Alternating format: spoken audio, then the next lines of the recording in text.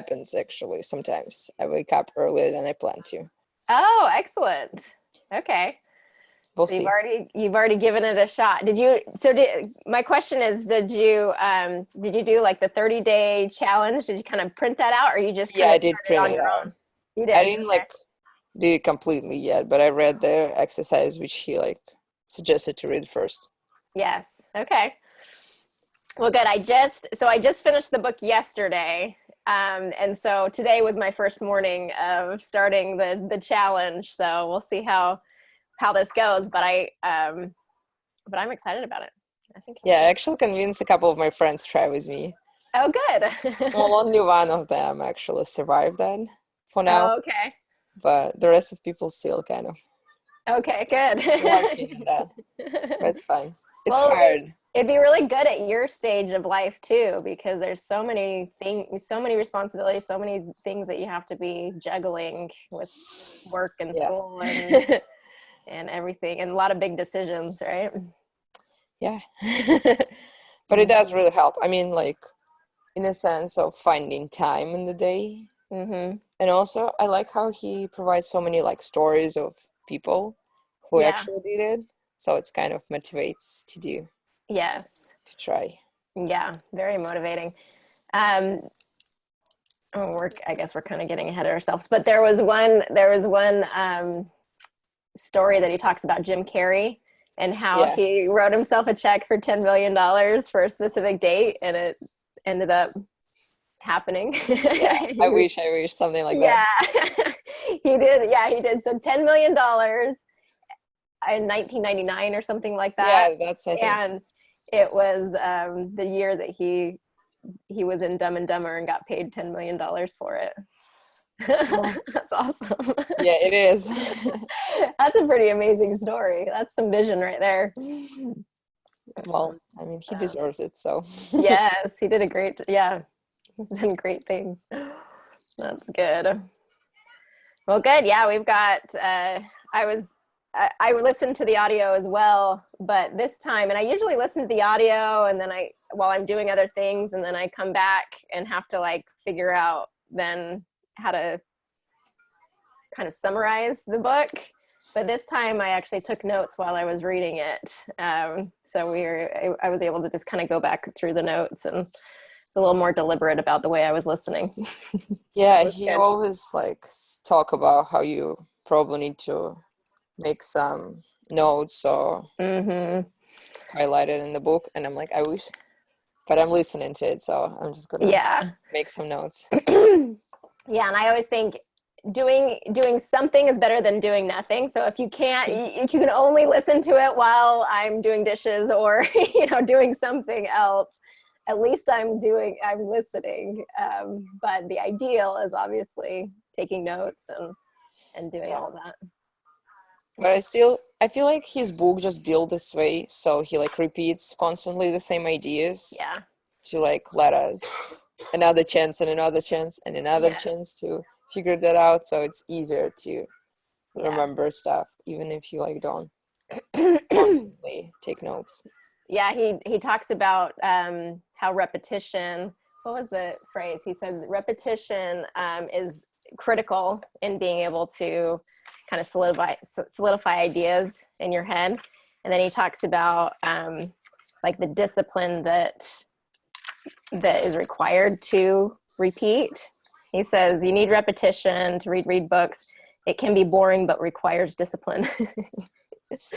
Totally true. Yes. So that's pretty good. It took me a week to start the program because every time I would like press like snooze button, I was like, now I can start because he said don't press it. So I would like the Oh, next morning okay. try. So here's what my experience has been with that, because I definitely have a snooze system, right? Snooze button system.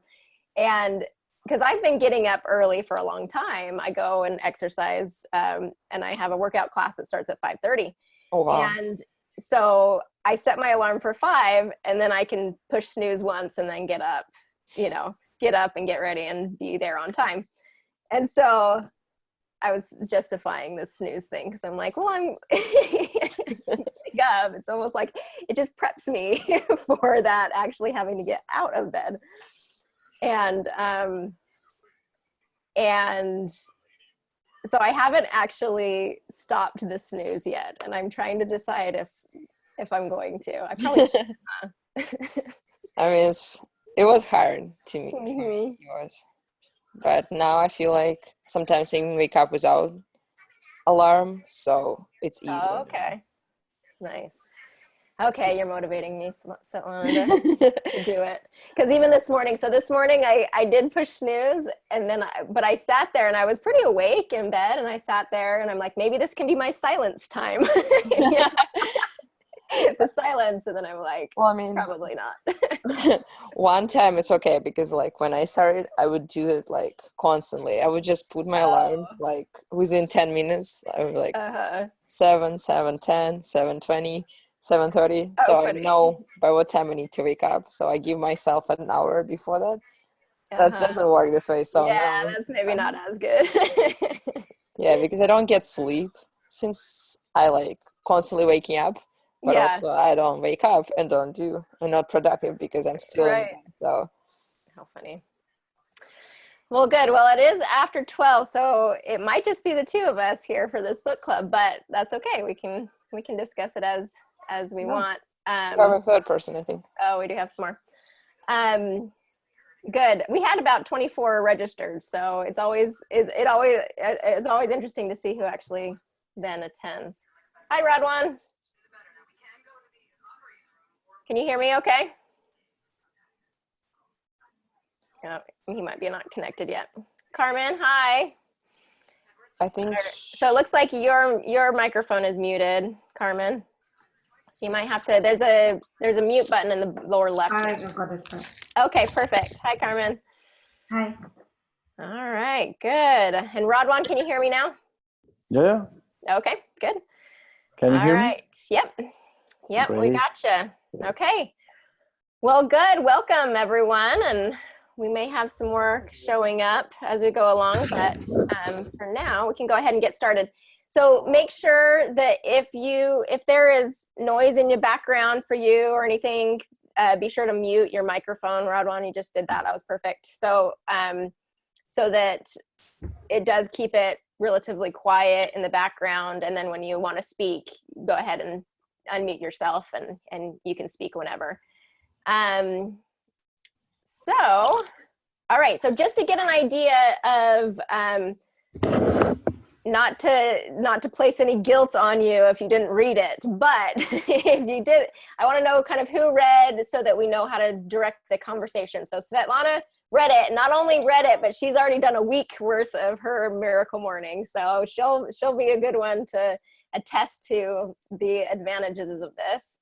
How about Radwan? How about you? Have you read this? Yeah, I have read it from cover to cover, but I perfect. didn't have the time to apply the miracle morning yet. I'll do it in the future. Okay, so I started day one today, so I'm kind of with you. I read it and then finished it yesterday, so today was my day one, except that Svetlana tells me it doesn't count because I did push snooze once. So maybe tomorrow's my day one.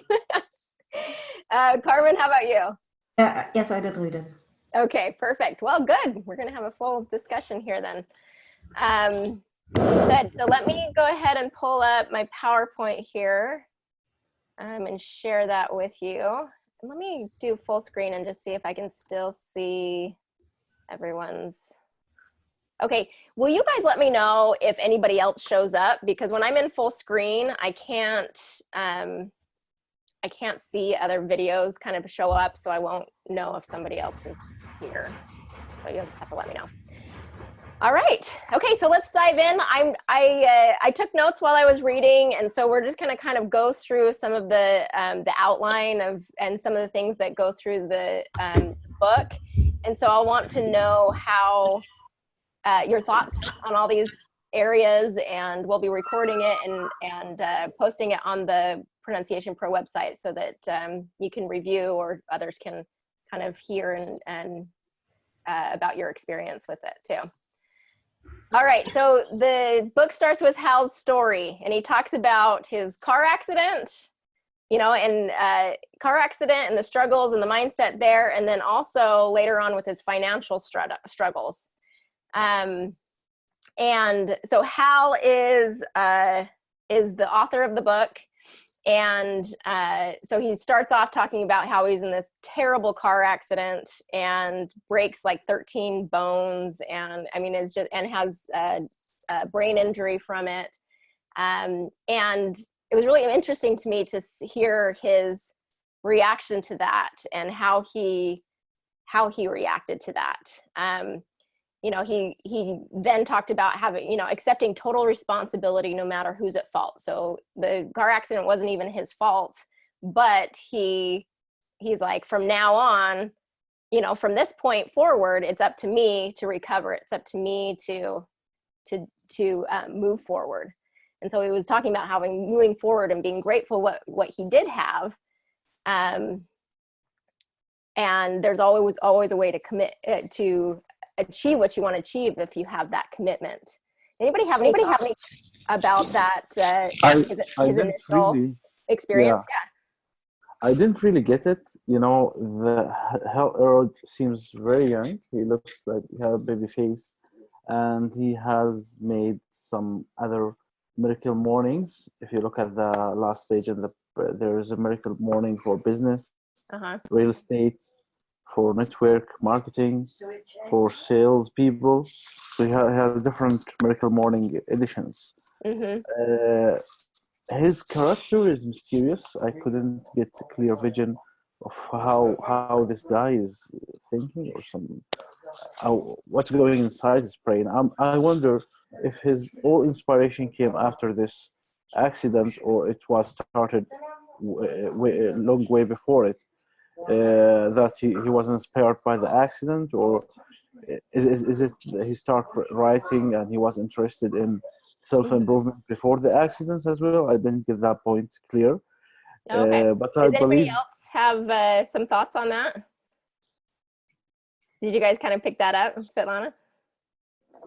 Yeah, but I don't know, actually. I don't really have thoughts about that. So what I gained from it is that he kind of has had this personality before of wanting to be a motivational speaker and kind of wanting to be that way. I think he was selling Cutco knives, which is kind of this multi-level marketing system, like business here in the US, and it's a very much like a sales job where you have to go and knock doors and you have to be a very self-motivated person. And so my take on it, and I'd have to go back to kind of double check this, but my impression was that he kind of had this rah, rah, rah, I can do this, go and get them kind of personality, being in sales and being in this setting before. And then he hit this major obstacle, and he kind of used those skills or that mindset to get him through this. And then that kind of projected him into being more of like a motivational speaker and a coach and things. And then again, he had in 2008, when the market crashed here in the US, he again was in a very difficult financial situation and had all these problems going on. And again, he kind of had to access those mindsets and those concepts to be able to get out of that. And that's where the Miracle Morning started, is him trying to get out of this hole that he got himself into.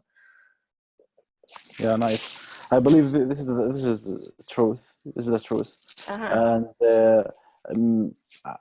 saying that car accident, that traumatic car accident, can be a good motive to be inspired and seeing everything in colorful around you. This won't be really of a truth. Like, if I am even basically by character, I am a spare person and vivid, then the car accident won't affect me that bad, and I'll get stronger.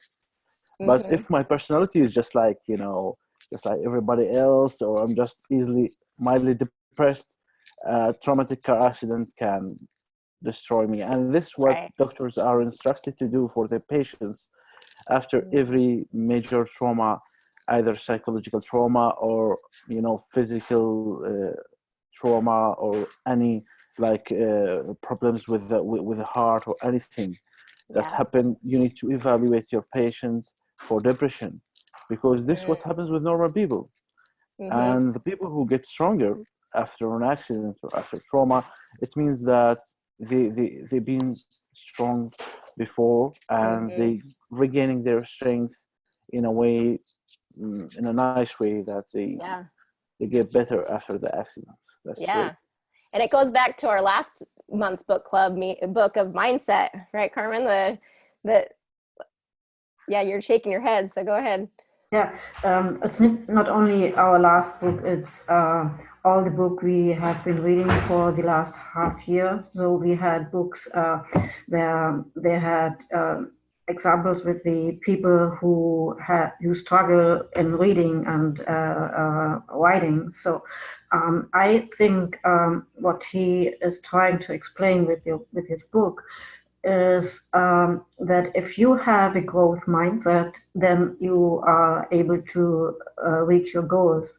If you do have a fixed mindset, which is the conclusion of our last book, you will not be able to come over those struggles he explained with his car accident and his financial struggles. Exactly. Yeah. Is that So, he obviously had that growth mindset before the accident, and that's what carried him through. Yeah. And it reminds me of all those famous people who have difficulties writing and reading and reached something extraordinary in their lives. Yeah. So you take kind of this normal guy, right? Yeah, But that yeah. has this very dramatic challenge in his hands, and because of the way he responded to it, it ended up projecting him into this career, you know, that is motivating others in the With his second struggle, the financial crisis in 2008, he needed some help. He was kind of at a border, and if he didn't have his very good friend who helped him coming back on track, he might have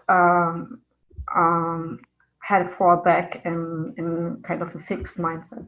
Yeah, absolutely. One thing that I thought was interesting about that, when he talks about the difference between the car accident and the financial struggles, is that he said the financial struggles were so much worse because it was just him on his own. He didn't have all of the support that he did when he had the car accident, because he had a car accident. It's very dramatic. Everybody's there to help him out and take care of things.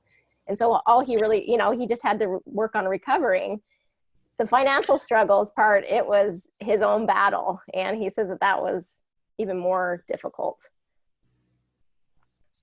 I thought that was very true, because you think of all the you know, the personal battles that we deal with that nobody really knows about, but we know, and we have to take responsibility for how we handle those.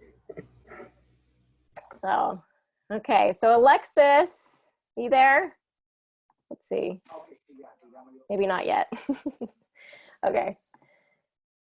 All right. So yeah, so just, I think that whenever you get into these self-help books, it does help to hear a little bit about who the author is and why they have any experience. Because you say he looks so young, you know, in the picture, he does look so young. So you think, well, what can you exactly, you know, like what experiences do you have to really be able to help so many people? And as he told his story, it gave him more credibility to be like, oh, okay, okay, you got something here. All right, we're gonna have a little vocabulary lesson here. So mediocre. So mediocre is the pronunciation, and it means it's an adjective that means of only moderate quality or not very good. All right, so he talks about mediocrity. So I should have put the pronunciation of mediocrity in there, because mediocre has a long O. Mediocrity changes that O to a short ah pronunciation. So mediocrity. and mediocrity. And he gives this big spiel about don't settle for mediocrity. Don't settle for mediocrity.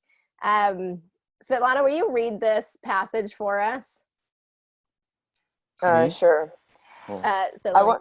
I want to get out of the bed and truly love my life. Actually, I can't really see the end of that because of the videos. I think you can move the videos around. Oh, right now I can. Oh, okay. I didn't know.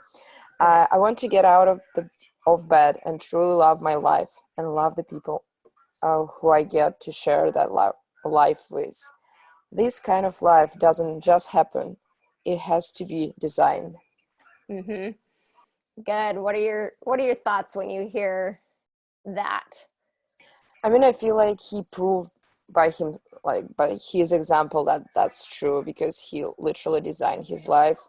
He was so successful, and he lost pretty much everything with his car accident and the financial crisis, and he built it from the bottom back. Built it from the bottom up. Yeah. So, I mean, a couple of different times, right? Because he talks about the car accident and he had to rebuild. And then again, through the financial crisis and having to rebuild. So that was really interesting to kind of see.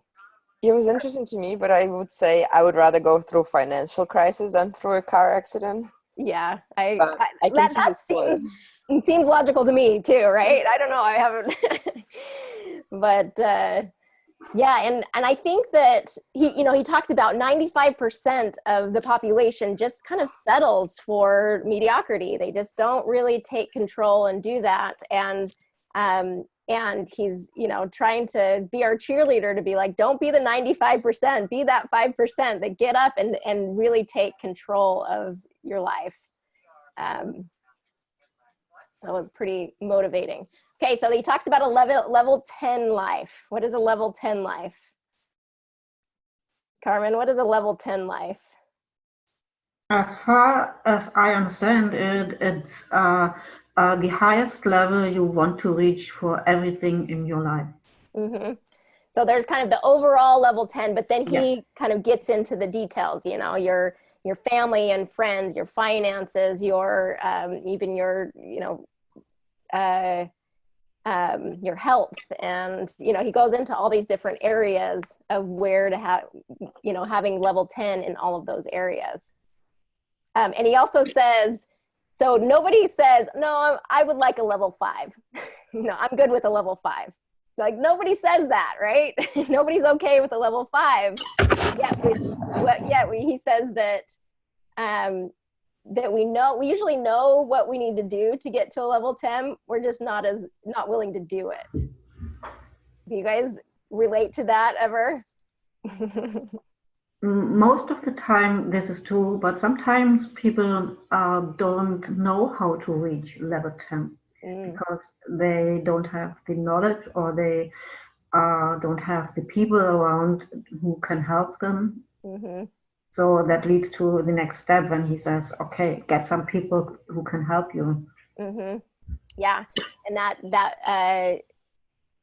and really it kind of comes down to, so he talks about love the life you have while creating the life you want. So it doesn't mean just because I'm reaching for that doesn't mean I can't be happy now. And I like that concept, is that be happy with what you have now, be grateful for what you have now, but just because you're not you're not content with the life you have now doesn't mean you can't be grateful or happy now. I like that. But this is something that he discovered early on that was a big aha for him. I think it was from Jim Rome that said this, but success is something you attract by the person you become. And so you're kind of talking about that, Carmen, is that it's that education. Sometimes you don't know how it is you need to change, but you know that it needs to come from somewhere. That education, and really what he says is make personal development a priority. So that personal development through a variety of things, but he does talk a lot about reading, and that some of the best and brightest and most successful people have typically written books about how they became so, right? And so that education is something we can really, we can do, everyone can do on their own through reading, which is why we do this book club. All right. So yeah, this is the plug for personal development. If you want your life to be different, you must be willing to do something different. Hold on. What does the rest of that say? Svetlana, my thing's in the way. Something different first. You must, if you want your life to be different, you must be willing to do something different first. yeah, you must be willing to do something different first. Okay. So we do have to change something up to be able to make that happen. And that something, according to this book, is getting up in the morning.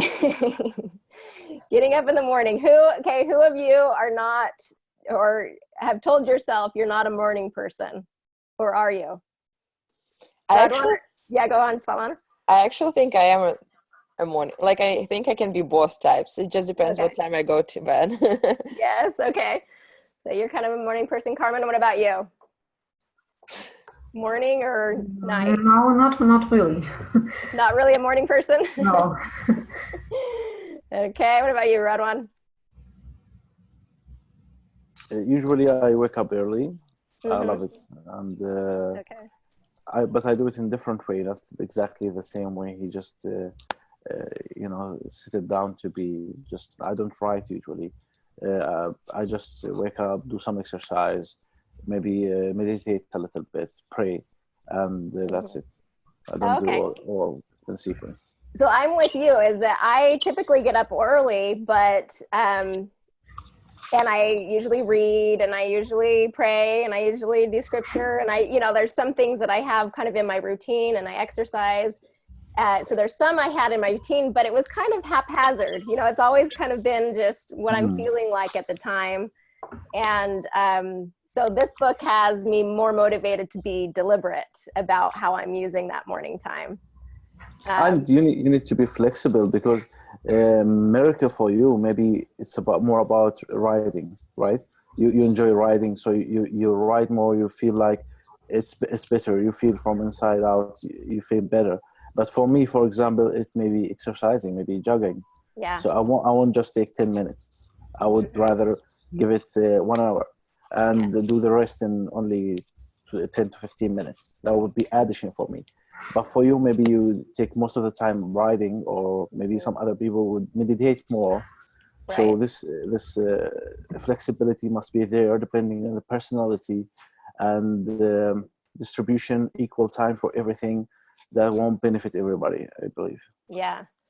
And I felt like in his book, he had some set things that he recommends you doing, kind of that's the 6 set things that we'll go over in a minute. But it did seem like there was a lot of flexibility in that. Did it seem that way for you? I actually kind of skipped over a few parts there in the actual like specifics or the customization part. Svetlana, do you have? Yeah, I think he does, because first of all, he says how you can cut it, well, not cut it, but like put it in only 6 minutes. Oh, So okay. if you put all this, like in the 6 minutes, you have 54 minutes to go with anything you want. Mm-hmm. And also he does say how you can change it through your life, how your goals change, like your goals change it. Okay. If like you switch, he gives an example how he writes this book during his morning, so close to deadline he was writing more than doing other things, because it was like close to it. So you can trust it. He does give a lot of examples how he does it. Yeah. Okay. So there's a lot of flexibility in that, and I think it, like you said, it's depending on what your goals are for that time and what you're most needing at that moment.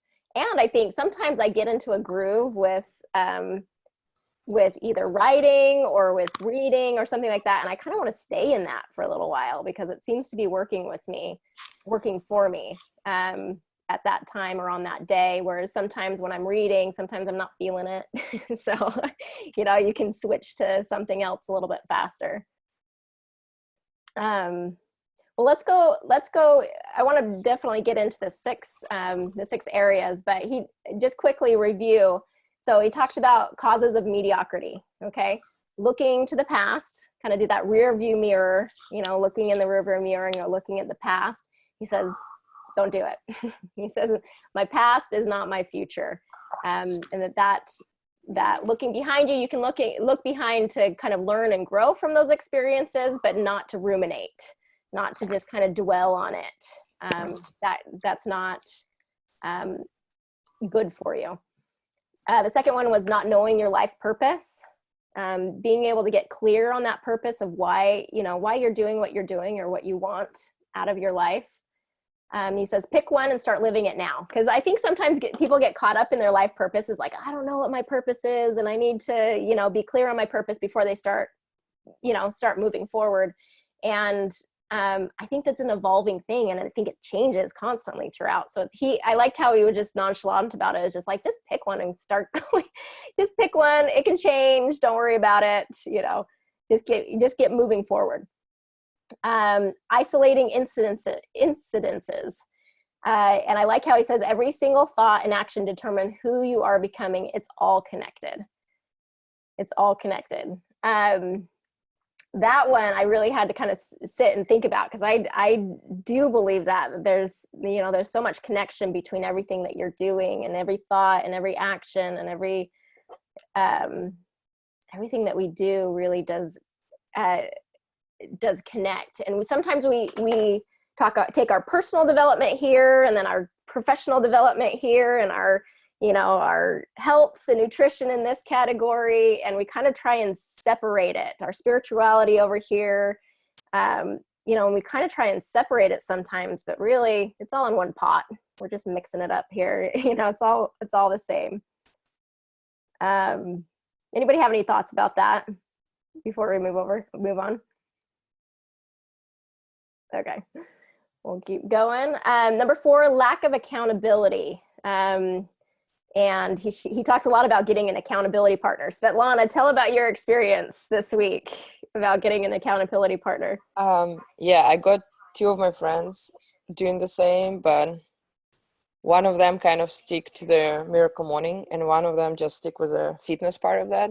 Okay. So we text each other every day with the proof that we did it. Well, okay, not with the proof, but like with something. Like with something that says. Just a picture of like, I don't know, like a gym, if like my one friend goes to the gym every day, and she kind of like, I also do that, and we send each other the picture to keep us accountable for what we've done. And so far it did work. Okay, good. Okay, so then does it help? Yeah, it definitely helps. Just because you kind of like, I mean, you obviously can lie that you did it, but it feels so bad, so. Oops. That one, I might have lost you there. Hopefully we can get you back in there. Alexis, hi. I think we have you muted right now, but you can unmute yourself if you want to say hi, or if you have anything to add. Here, let me unmute you, and I think you have the ability to mute or unmute yourself. So let me see. There we go. So you're unmuted right now. Hi. Okay, thank you. This is my first time in this group, and I'm first looking for the way that you're reading, that you're discussing everything, and I'm so glad to be here right now. Good. Well, thank you for coming. I'm glad you are here. Did you have a chance to read The Miracle Morning? Oh no, I haven't read the book. I don't know where to find it. That's fine. Then go ahead and listen along. It just helps me to know if if with comments and things. But go ahead and listen along, and it may motivate you to want to find a copy and start reading, or you might pick a few things from today and start applying them. Okay. So The Miracle Morning, The Miracle Morning is a book about using a period of time in the morning to do specific things that can really help lead to some success in a lot of areas of your life. Okay.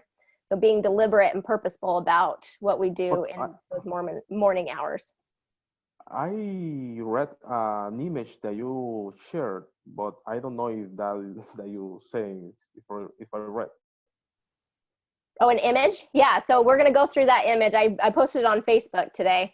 Exactly. Yeah. So we're going to, we'll go through that in just a minute. Yeah. Yeah. I read that. Yeah. Okay, cool. All right, good. Okay, so continuing on, and hopefully Svetlana can join us again. Darn it. It looks like it might have kicked her out somehow. Okay, so the next part of this kind of cause of mediocrity here is so accountability, finding somebody to be an accountability partner. Number 5, don't put time. It's if you don't put time into your personal development. Okay, so personal development, we have to put some time into it to be able to get beyond that mediocrity. Be deliberate and purposeful in the way that you are continuing that personal development. And the 6th one was lack of urgency. So occasionally we just are like, oh, we'll do it someday. Kind of that procrastination idea is, I'll do it, but maybe not now. And he gets really adamant about now determines who you're becoming. Commit and do it now. Start now. Okay, so this is something I thought was really interesting, is the concept of sleep and how much you need. Who can remember from this book, Radwan or Carmen? Can you kind of describe what his philosophy on how much sleep we need? First, Carmen, go ahead. Yeah. Can you hear me? Yeah. So at the beginning, he tried to figure out if it does matter if you sleep a longer time during the night or if you just have a couple of hours to sleep. And finally, he figured that all it makes is the quality and what your mindset is the night before, just before you go to bed. And then if you go with a negative mindset to bed, you will be tired at any time after getting up in the morning. And if you go with a positive mindset to bed, you will be ready to go for at the next day. So this is what he was trying to explain. Yeah. I think it's true. I mean, you cannot survive for a very long time with just a couple of hours sleep. At some point you have to recover. But if there's times where you are short of sleep time during the night, you can get over it, or you can deal with it by having the right mindset. Awesome. This was a totally mind-blowing experience, like thought process for me. I figured it's true. I mean, again, you cannot do it for a very long time, but there's times you, for instance, when you prepare yourself for going on a long trip and you have to make preparations and you run out of time in the evening, and then, okay, there's deadline in the morning, you have to get to the plane or you have to get somewhere else by a certain time. And now you figured, oh, I only have 3 or 4 hours to sleep, I won't make it. But if you have the mindset, okay, I got to get up at 4 o'clock in the morning in order to be able to reach my deadline, then I will be able to doing it. Yeah. No, I was so excited about this concept because in my head, my thought patterns were anytime it was less than 7 hours, really. I mean, I've had this mindset that 7-8 hours minimum, like I have to get that much sleep. So anytime it was like 6 hours, I realized I only have about 6 hours. It would be, oh, I'm going to be so tired. I'm going to have, a terrible, terrible time getting up. And this concept of being able to decide beforehand whether I was going to be tired or not, I love it. And I've been trying it for the last few days. And I think you're right, Carmen. I think it does work.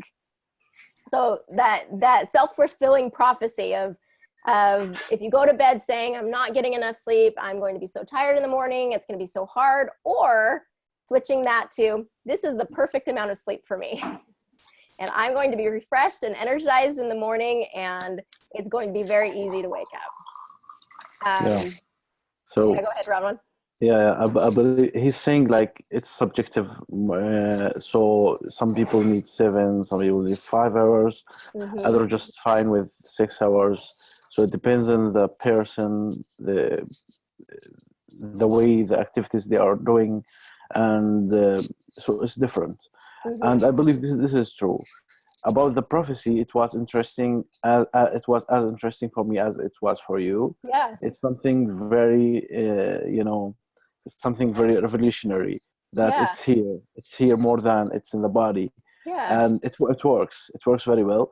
But what I found for me, even I will give all the fulfilling prophecy for myself that it's fine. But if I still be sleeping after 12 p.m., I'm still not that fresh. I feel like this works only for me when I sleep before 12. If I'm gonna exceed that limit, it won't work for me. So maybe for other people, maybe it would work. But as I said, it's subjective. Like it's different from somebody to else. Yeah. And on the other hand, I would like to shift the discussion to some other point that was not even mentioned in this book. He talked about the miracle morning, and I believe he tried specifically to talk about the time from 5 a.m. to 6 a.m. or from 4 a.m. to 6 a.m. very early dawn time, right? So it's called the dawn, right? And this time has been mentioned in most of the holy books, and it's been mentioned since ever in all the philosophers' book as well. It's a very blessed time. And on the view by the medicine or the science, because he didn't mention that much science in his book, it was just like about experience and applying, and yes. So by the view of science, you find this time specifically is when the body secrete a lot of cortisol, a lot of hormone. So this time is just active. The body is actively secreting hormones, and you are on the top of your energy and awakeness, and on the top of your power. So if you're going to do things that's very, very hard, it's going to be easier if you're going to do it at the dawn time, not at the evening time, comparing to the evening time. So I believe this time is miraculous by nature. It was gifted from God to us. So being awake at this time, doing anything would work, right? Oh, okay. So the time itself is miraculous. Yeah, It's just our mission to be awake in this time, do things that matters most for our life. I love that. And so Radwan's is physician. And so, kind of understanding the body in just even a scientific way, not only a spiritual way, but also scientific way, that brings a lot of insight into that miracle time there in the morning. That's awesome. Well, good. Thank you for those thoughts. That's awesome. Let me see if, there we go, Svetlana. I don't know what happened, but I'm glad you made it back. Yeah, I think my laptop just died. Oh, okay. Good. That's all letting me know. Okay. All right. Well, good. Here, let me kind of move on here. Okay. So there was a new snooze-proof system. If pushing snooze like me has been a problem, he talks about, a few ideas of how to keep yourself from pushing snooze. Set your intentions before bed, move your alarm across the room, turn on lights, brush your teeth. Oops. There we go. Brush your teeth, drink a cup of water, get dressed or showered. So some ideas of if that snooze button just keeps calling to you and you keep wanting to go to it, like it tends to for me. All right, so let's now get into that, the lifesavers. So he has this way of looking at savers, the word savers, and a quote that he had, it says, our outer world is a reflection of our inner world. And this is something during my miracle morning time this morning that I reflected on quite a bit. Just thinking about the last 2 weeks for me, my my house has been a mess. You know, my kids and their schedule has kind of been a little bit of a mess. And I recognize that, and last night we kind of got them into shape and got everybody all organized and things. And I was reflecting on this morning, and I was thinking, okay, my mind hasn't been organized the last couple of weeks, and I have to get my mind organized so that I can get my outer world organized. Has anybody else had this experience where they feel like, oh, things are all out of control and I'm not sure kind of how to get it back in line, or have realized kind of where the problem lies? Has anybody had that experience? Anyway, it was just really fresh on my mind this morning. So it was significant to me. Okay, savers. So savers, we take the first letter of each of these, and it reminds us what 6 things he recommends you do during this miracle morning time. And he does say that, that the time can be shifted depending on what you need or what your schedule is. But ideally, it's kind of like Rodwin was saying, there is kind of that magical time, somewhere between, 5 a.m. to 8 a.m., kind of that period of time. So the first one is silence. And he says it doesn't have to be in order, this exact order. You can customize it the way you want. But here are the 6 main areas is silence. And he talks about having a time of meditation, prayer, deep breathing, whatever it is for you. The idea is to like quiet your mind and block out any distractions and chatter and start the day with calm thoughts. Svetlana, I want to get, since you've been doing this for a week, let me get your thoughts on kind of that idea of silence. How have you kind of used that during your week? I mean, it's kind of hard if you don't pray or breathe. It's hard to get rid of your thoughts. Like for me, it's just like a constant flow of thoughts through my mind. But it kind of does help. I mean, it does help, whether it's successful or not, because somehow it said I read it somewhere else also. If it doesn't help, if you're still thinking about something outside of what you're supposed to think, it still kind of motivates you to keep trying, and it helps you throughout the day to make right decisions. It kind of helps your motivation. I don't know how exactly, but yeah, it's actually like I experienced that on myself too. Yeah, so you've had that experience, that it does kind of calm your thoughts and gets it focused. And I think this having silence, because our world is so busy and so distracting and everything, I think if you're not used to having silence, it takes some practice to kind of get that, to be okay with silence, to be okay with just quieting the mind and having that time of just.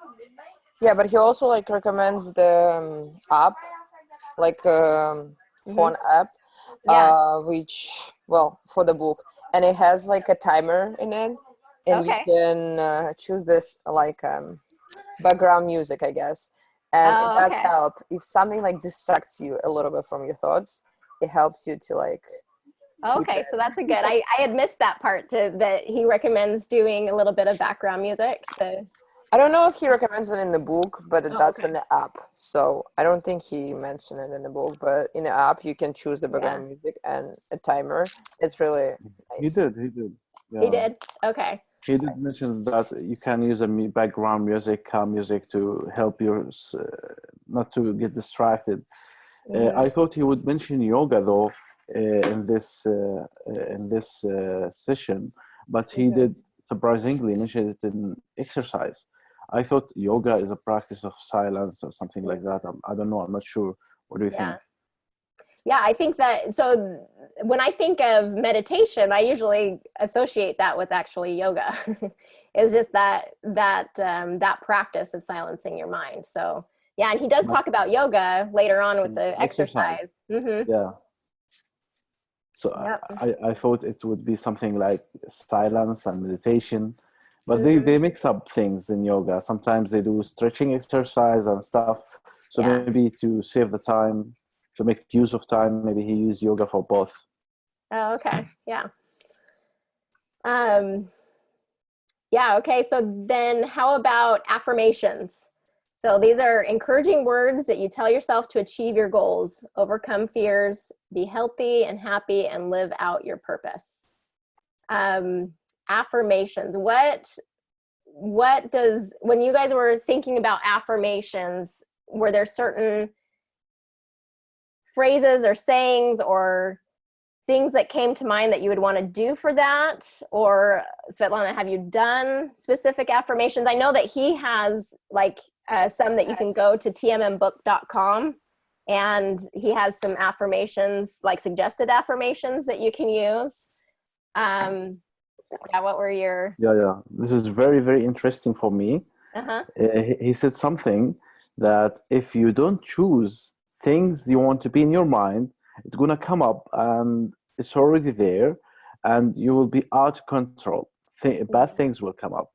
So we need to choose these affirmations. We need to make them up so that we be positive and we make sure that we are on the right track. Otherwise, all the unencouraging and encouraging ideas and thoughts will come up by itself and take control of our lives. And that happens a lot. Every time you find yourself regret, instead of going ahead in any situation, there will be a bad idea there that you can't, you don't, you want, you know. And if you use this affirmation beforehand, you'll be vaccinated. You would get over it and do it. It's great. I love it. Yep. Anybody else have thoughts about the affirmations? Yeah, I think it's very helpful. Just the hardest part for me, I don't know, for some reason, it takes time to get your mindset to that for me. And I feel like it's just the hardest to set my mind on something that I actually was like, not like, I mean, I want to believe in it, but I also don't believe yet. So it's hard for me. Well, it starts with the belief, so that's good. So one thing that I do, so I have a journal, and I've always been a pretty avid journal writer. And whenever I get up in the morning and I'm reading and studying and stuff like that, I always have my journal there because if I have some thoughts or ideas, I like to write them down. And it was interesting because after reading this book, I realized I was doing affirmations.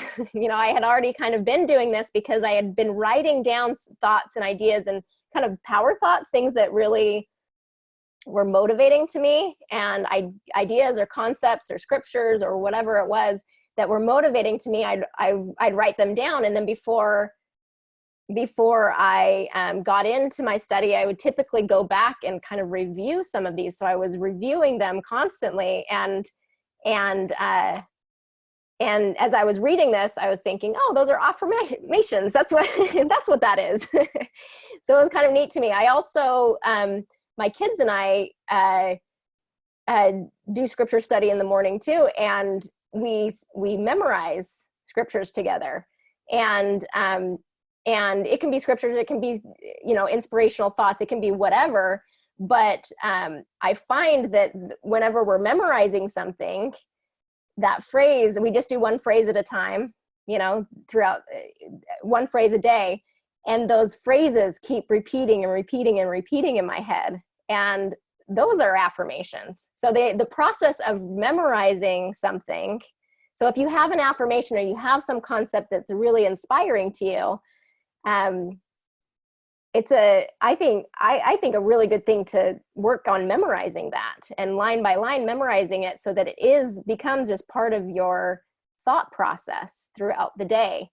Anyway, that's something that has helped me, and we've been doing it for the last year and a half. And so as I was reading this, that really stood out to me as like, oh, okay, that's what that is. And yes, I can attest to that. Really does make a difference. All right.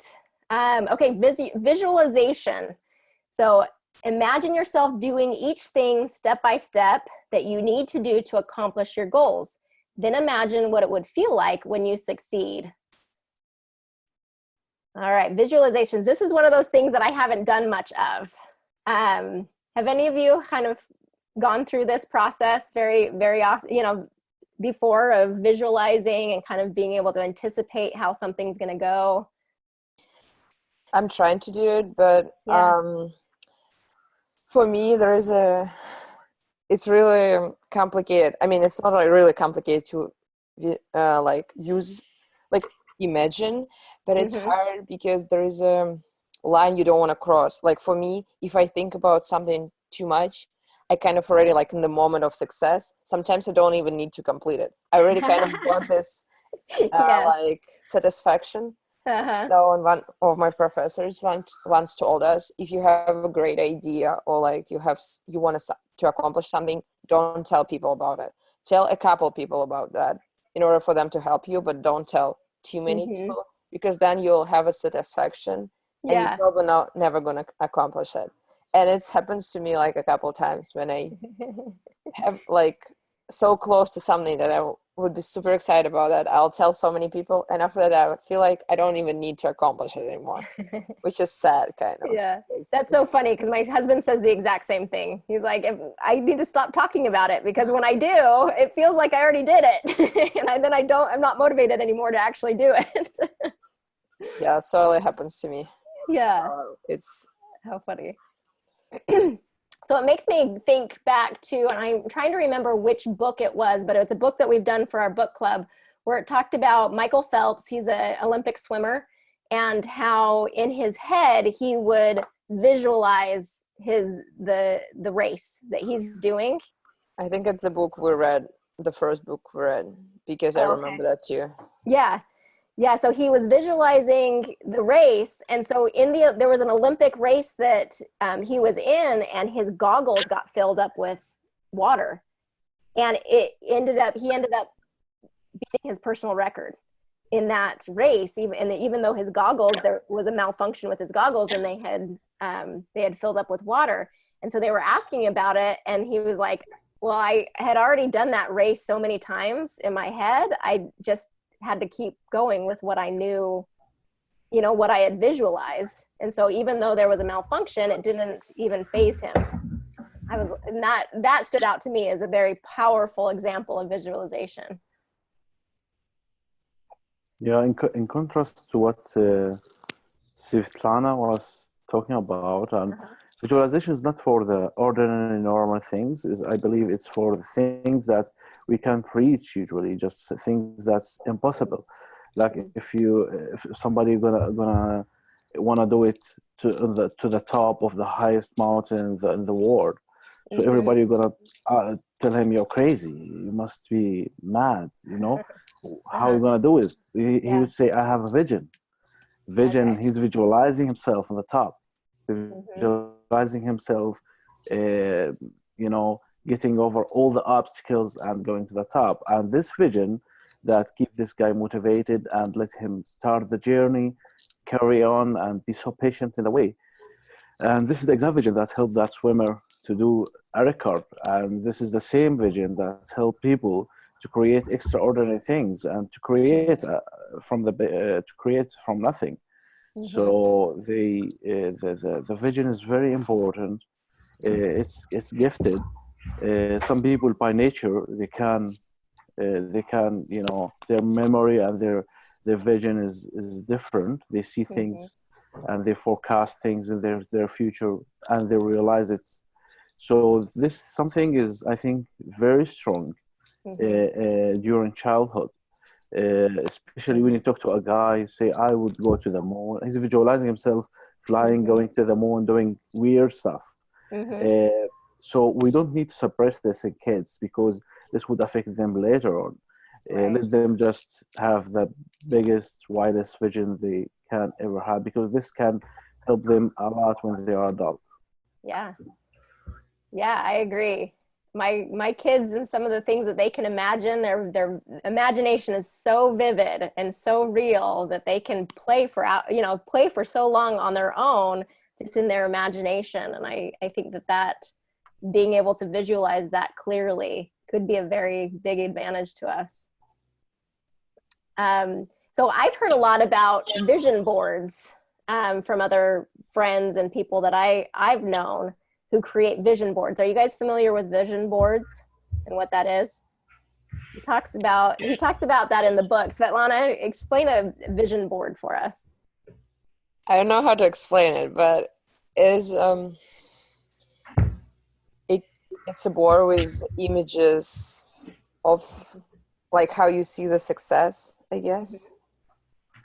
So some people just, well, it's not from the book, but my friends, sometimes they do, for example, if you want to like lose weight, you would put on your vision board some people who looks like you want to look like. So you would like imagine that's your future, that's what you need to do for that, and it's kind of what motivates you. So it can be about anything, like about your future perfect house or whatever you want to reach in your life. Yeah, so it's more of like a tangible way of creating, instead of just in your mind visualizing, it's a more tangible way of creating a visual of what you want to have, or what you want to do, or who you want to be. So you find images that reflect what you want.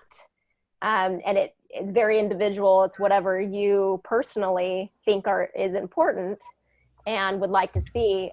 My friends swear by it. They say, they put on their vision board, they're very, very adamant about what they put on their vision board and then switching it out. And they're like, see, this is what I got. Cause I was able to accomplish this because it was right there in front of me every day and I was able to see it. So I haven't actually done one myself, but I just might. We'll see. All right, exercise.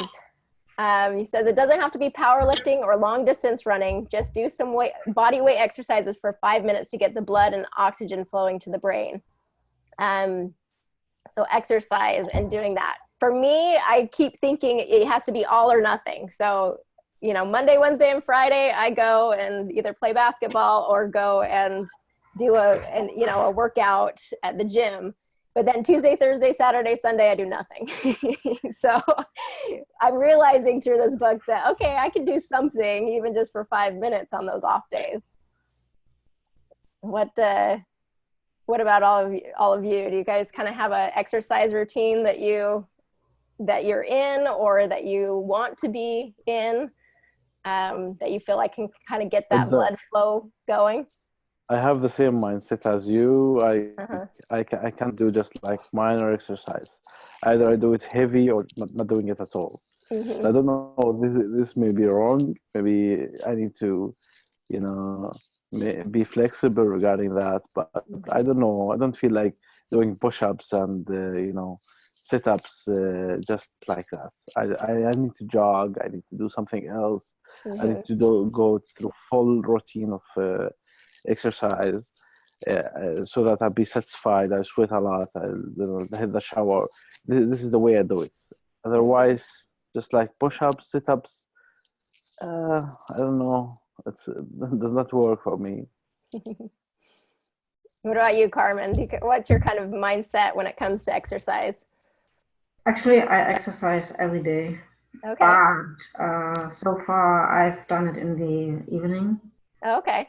After everything else is finished, but I've been thinking might worth to shift it to the morning. Okay, there you go.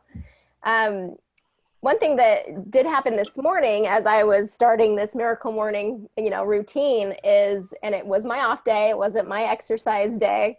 And so but I did do some just like warm up exercises just there in the room and thinking more of it as far as this is not about my like body and training, my heart or lungs or anything. This is about waking up my mind, and the exercise that I was doing this morning was more for my mind and getting my mind sharp and alert so that it could enhance the rest of my miracle morning. So that mindset helped me to kind of get past the all or nothing and to just say, okay, I'm going to move my body a little bit. I'm going to do some of these warm up exercises and then start in on some of my, the silence or the meditation or the reading. Actually, I got really motivated by what he's saying, and I think I'm like practicing I want to run a half marathon in October. Good. Yeah, for St. Jude philanthropy. So I'm like practicing for that. We'll see. Oh, awesome. Awesome. Okay. Yeah. So it's motivated you to kind of set a goal then of what you want to do. And I know, Radwan, you had set a goal to run during the Power of Habit, right? So when we were doing the Power of Habit, I remember you had a goal to do some running. How's that going? I did that. He said like 60 days, 60 consecutive days. Yeah. And I did that for 60 consecutive days with only minor misses, 5-6 days that I make up for them later. So it took me almost 72 days to do 60 runs. Every run was of almost 3 to 4 miles. So it was a good run in the morning. Yeah. I did it. It was great. Good. But the problem, the time I used to be, I couldn't run every day in the morning, and that was a cutoff time of my daily jogging routine. So now I'm trying to come back to the same habit that is supposed to be already integrated in my personality, because I did it for almost 2 months. Yeah. What if I find that going back to do the same thing that was easy for me, that becomes the second nature for me, is not that easy now, because I need to reestablish this habit again. And now I need to go all the 3 steps he was talking about, from very hard. What he did say is unaffordable. So this is what he said with the creating a habit. Unbearable to uncomfortable to unstoppable. So I need to start all over again, because of this all-time gap I got of maybe a month or 2. I need to start again from unbearable. But I believe, maybe, I don't know, I'll give you feedback. Maybe the challenge period won't be that long for the first time as it used to be for the first. Maybe it won't take 10 days in unbearable time. That's the thought I had as you were talking, is I wonder if it's a habit before and we're getting back into an old habit, whether the time would be shorter for that unbearable and uncomfortable phase. It must or be, whether we still have to hopefully. go for all 30 days. Hopefully it would be. Hopefully not. Yeah. So I mean, this concept of creating habits I thought was really powerful, is that 30 days, some people say 21, 21 days to create a new habit. And his research was showing that at 21, you can create that whole habit, but you have to solidify it by continuing it for 30 days at least. And so that you fall back. I don't remember what book was that. It was 60 days. The Power of Habit. Yeah, it talked about 60 days. Yeah. So it's different from book to book. Like it's not fixed. Yeah. But for sure, it's 20 days. I love the idea that the neurosurgeon came with. It's 20 days after an amputees get over their amputation pain, and they get over with it. So it's 20 days that you get to. It's the hardest part after a major change in your life. First 20 days. If you can get over the 20 days, then things will get easier. How much over 20 days? The more the better. If you can go on with 30, 60, 3 months, 1 year, the more the better. Yeah. But 20 days is the time of really hard time. Yep. To get over. Yep. And I think you're right. Yeah. As long as we can get past that 30 days, I think that, the more the better. It just solidifies that habit more and more. But it's that first 20, 21 days that you just have to struggle through. And it does help the mindset if you realize, knowing this, getting into day 1 or day 2 or even day 5 and saying, this is not getting any easier, to know in your head, it takes about 20 days of this. Yeah, you won't quit do it. earlier. So then you're like, okay, I just need to know that that's the expectation. I think that could be powerful. Yep. Okay, good.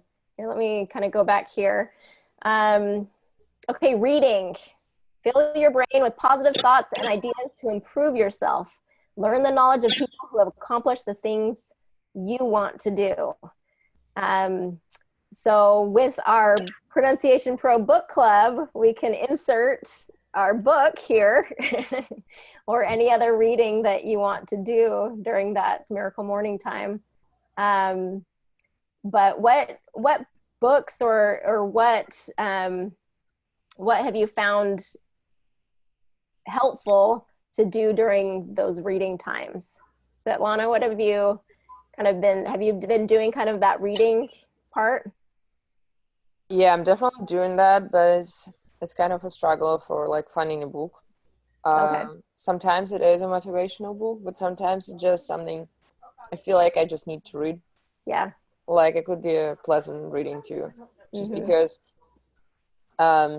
it's also I feel like helps me, for example, with my English. So it's also like helping me in a way, maybe Mhm. not in like a personal, like in a not in a personal way in the sense of like Yeah. changing my personality, but it does improve some skills. So Yes. So I'm going to interject and say reading anything when you're learning English or improving your English, reading anything in English is going to be a self-help book. It's going to be, it's going to help in that because of what you just said, is that it does help your grammar and vocabulary, and it does help you improve in that way. And even, even if it isn't your second language, reading for the sake of reading and just that enjoyment, you're always going to learn something. That a book is not going to just be mindless. There is going to be a lot of learning and growth there, no matter what it is. I think it's just a matter of identifying, as we're identifying areas that we want to get to a level 10 in, we do have to be purposeful about what we read to be able to achieve that. So if improving your vocabulary and your grammar and your English is part of getting to a level 10 in your life, then that can be part of that reading process for you, and identifying books that will help, help improve that. For reading, I would add something. Mm-hmm. I used to start reading books, but I never come to finish it. So I'm talking about the importance of finding an accountability partners. This book group is just a bunch of accountability partners regarding reading these books. Mm-hmm. So now I'm motivated to go through the whole book, to finish the book and come discuss. Otherwise, I would never finish it. So you guys helping me to finish the things I start. It's not my habit to finish things up till the end. So now I'm getting over this bad habit, and I try hard to finish book before I just come to the discussions. Mm-hmm. You are very nice accountable partners, and I count on you on these days and discussions, so that motivates me to finish the book till the end. Awesome. And it goes both ways, because that's part of the reason with Pronunciation Pro Book Club was not only, there was obviously we want to help our students and things like that, but there was a part of me that was like, I need an accountability partner. There's books about success and about just personal development that I also want to read, but I know that I need that accountability, and not only do I need to show up, but I have to show up prepared, right? So, so for me, I recognize that as something that that would push me, to push me. So thank you to all of you for showing up and doing this. Good. Okay, so the last one, I'm gonna have to pull out of full screen mode because the video. Okay, scribing, and he uses the word scribing. It's not a very typical word for this situation, but writing is more typical, but because of the S, he uses scribing. So writing or journaling is a great way to process your thoughts and reflect on your life. It will help you be more self-aware and more articulate. Okay, I am a big fan of journaling and writing. I find it to be very, very helpful. What have been your experience? Carmen, do you have any, are you much of a writer? No, I don't write, no. Oh, okay. What about the rest of you? Have you guys had experience with writing? Yeah, it actually helped me a lot because I like to write journals. I just can't be consistent with that. Mm-hmm. Just because, I don't know, it just doesn't happen. Okay. But as my senior thesis, I don't do it in economics, which is my major. I do it in creative writing. So by the end of the year, we need to finish a book about, like, I writing pretty much like about my life. Oh, okay. Because I mean, 22, you don't really know much, so I write about what I know, and it's really helps me. I did a really good progress in the book because I actually like dedicate like a half an hour every morning, so it does keep me going. Good. What about you, Radwan? Are you a writer? Yeah, I have a point here exactly for you, for the course, for our course, as a pronunciation bro, as a part of English learning, and for non-speakers who always been tested regarding their level in English, they always test writing. So they try to test you how good writer you are. Maybe you are a very good speaker, you can talk much way better than you write, and this is the situation most of the non-native speakers. They speak way better than they write. Not everybody, but most of them. So what I found that setting exams in English, that maybe I'd prefer to use simple language. If you read an American book about writing, they tell you, okay, just use the simplest words to convey the meaning. But if you read something British, they'll say, no, just try to be complex and sophisticated, and, try to show up and say, I'm the man. Here's the phrases, big words, everything. I know everything. My level is up there. So you need to get there to get me. So this is what they're trying to show up. This is what they want in the exam, especially something like IELTS, if you heard of. Yeah. So this is what I'm suggesting. I want you to give me your views about it. And can you help just during the course giving us some notes? So if we're going to go through some writing tests, what are we going to do exactly? How are we going to impress the academic guy who's checking the essays we are writing? So this is really kind of conflict for me. So that actually gets into, because my expertise is more in the speaking side of things, I don't get into more of the writing aspect of these tests. So like in the TOEFL or the IELTS test, when I'm working with students, it's usually on those sections that are about speaking. And so my expertise kind of goes into that speaking section, but I think for me, whenever I'm working with people with the speaking section, I think it would apply to the writing as well.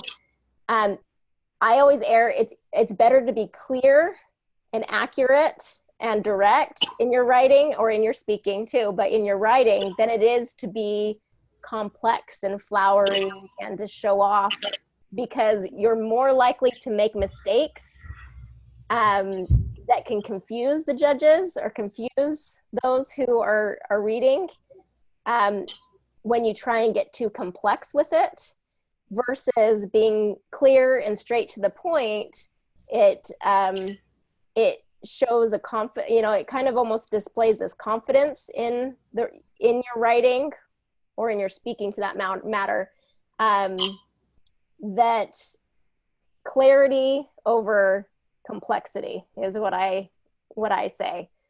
It's better to be clear than to be too complex. And I find that with even native speakers, if they're getting really fancy with their language and they're talking to me or writing, I get a little tired, listening. It's not easy listening.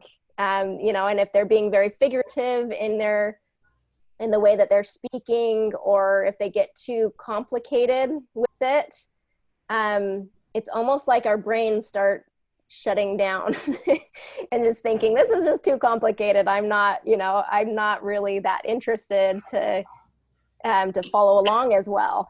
But if we're clear and we're direct and purposeful about the words that we're using, I think it goes a long way.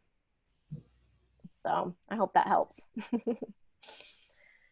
All right, good. Okay, so we've already kind of gone into creating habits. I really love these concepts of creating habits, obviously, because with pronunciation training and the way that, what we're doing through the Pronunciation Pro course, it is all about retraining habits and making sure that we have those nice, new, clear habits.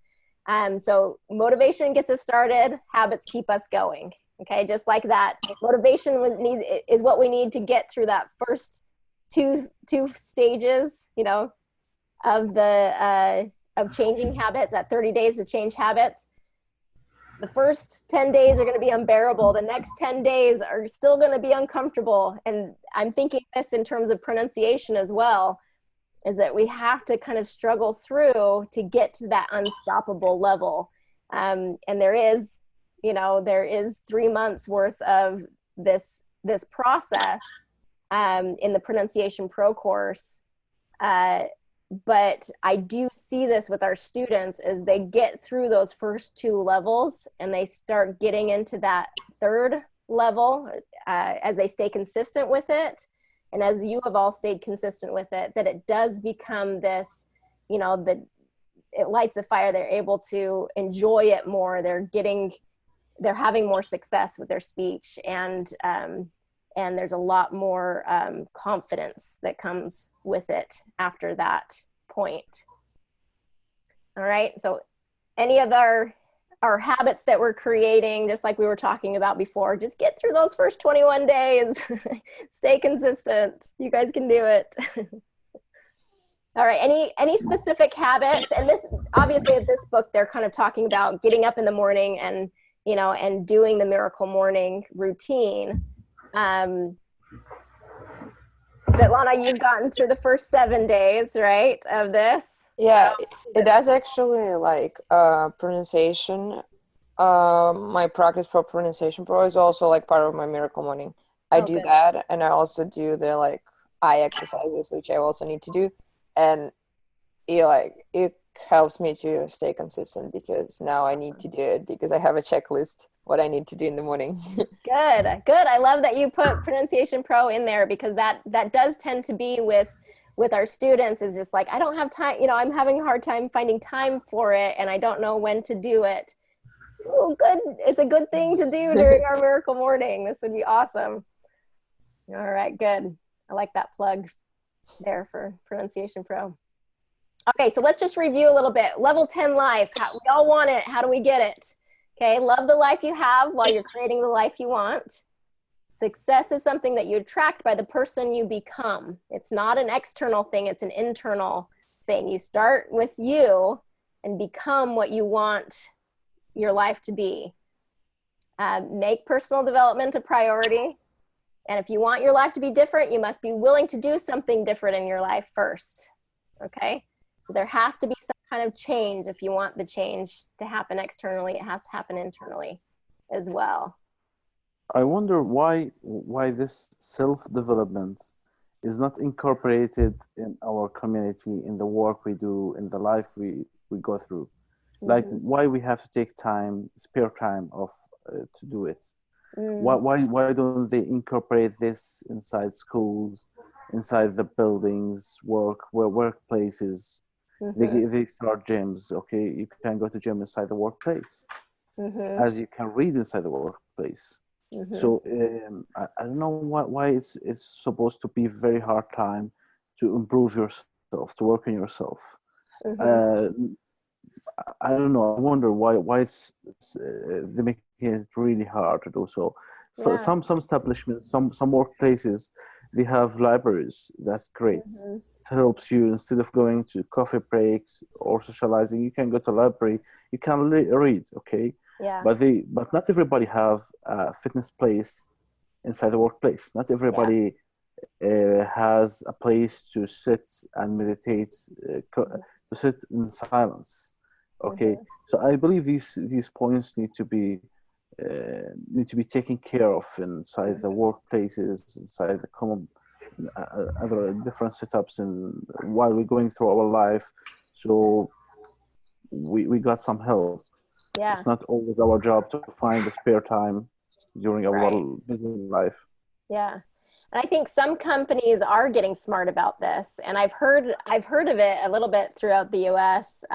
Some companies that have, like you said, created a library or created, my brother actually goes around to corporations and does personal development training for corporations. So they'll have a group of people that will come and they'll go over these personal development skills, and they have this training that happens within the workplace. So I think some companies are catching that to realize, okay, we've got to develop our people while they're here, so that we don't just have to rely on that happening at home when they have all this other busyness happening. So, but you're right, there does need to be more stirred up in companies to realize that that's an important part of. Yeah, it's simply because all the bad habits are supported. We have a smoking break, we have a lunch break, get fat, get unhealthy. We have everything not good break, but we don't have meditation break, we don't have reading break, right? Yeah. Nobody does have it. That's a good point. That's a good point. Yeah. All right, good. Okay, so I am doing the 30-day challenge, and I want to know who's with me. I know Svetlana's already started it. So if you need an accountability partner, I'm your person, because I'm doing it, and I'm going to fill out. So if you go to tmmbook.com, there's these bonuses that you can do, and there's like this 30-day challenge workbook that you can download and print off. So I'm going to be starting to work on this and do my 30-day challenge. So if you want to do it with me, email me, Annie@pronunciationpro.com, and say I'm in on the 30-day challenge. And this goes for anyone watching this recording as well. If you want an accountability partner, go ahead and email me and say I'm doing the challenge, and I'll check in with you. So let's try this out and see how miraculous it truly can be. I'm in. What about all you guys? Are you doing it? Yeah, I'm definitely doing it. Yeah, Svetlana's in. Red One's in. What about you, Carmen? I've been thinking about starting it. I just have to get my butt up. Yeah, we got to stop pushing snooze. We got to get up in the morning. Okay, well, email when you decide to kind of commit to it, you email me and say I'm ready. I'm ready to do it. Okay. All right, good. Okay, that's it for today. Unless you have other thoughts on this book. Anything? Okay.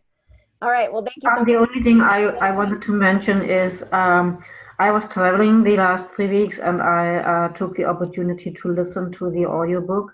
With this book, I figured it was worth to read. I bought the Kindle edition also. It was worth to read the written edition, because there's so many special words you do understand when you listen to the audio version, but you don't really know the words. And once you read the book again in the reading edition, you realize, oh, there are so many interesting words. And the Kindle edition gives you the opportunity to highlight things, and you get there's Wikipedia behind it, and there's a dictionary behind it, so you get an explanation of those words.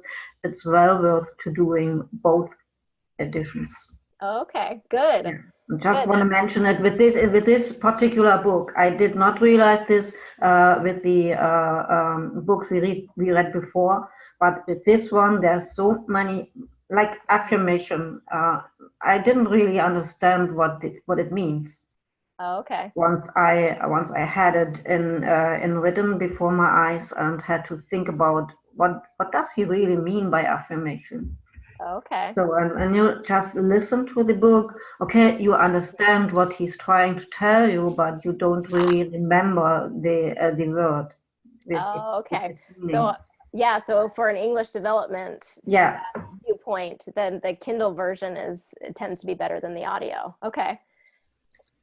Yeah, that's good to know. I think for me, I have listened to it, but then also picked up the book and reviewed it that way too, because of just the concepts and the ideas. I forget it, and it's hard to kind of go back and review unless you have that physical copy, whether it be a Kindle or a hard copy.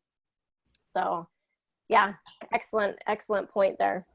All right. Well, thank you so much, everyone, for coming today. I hope you were able to get some good things from it. And Alexis, if you haven't read the book, maybe you're motivated to try out a few of these things. What do you think, Alexis? For sure, I will do. Yeah, good. Okay, so if you want to do the 30-day challenge, go to tmmbook.com and you can kind of read up on everything and try out the Miracle Morning. All right, thank you, everyone. I hope you have a good rest of the day and good rest of the week, and we'll see you next time. And I'll have to look up what the book is, but I'll post it on the Facebook group as far as what's happening in March. Okay, and we'll see you again then. Thank you. Thank you very much. All right, bye.